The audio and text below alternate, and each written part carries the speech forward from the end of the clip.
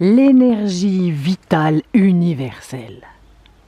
Parfois, la psyché est semblable à un océan radieux, constitué d'expériences multiples aux molécules d'eau bleue.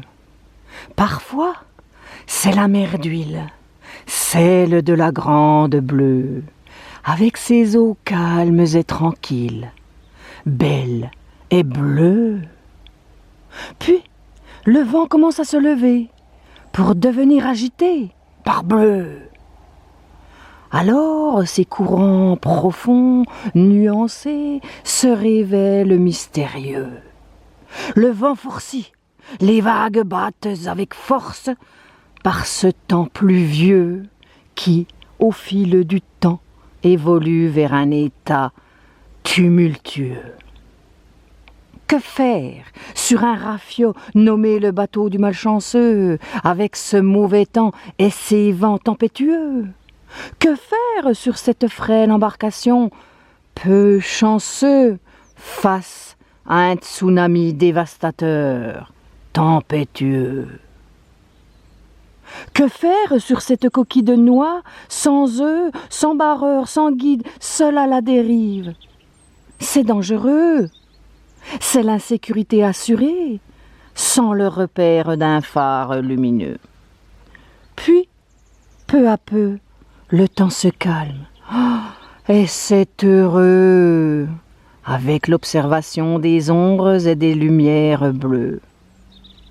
Cette expérience me permet de me sentir vivant, vigoureux.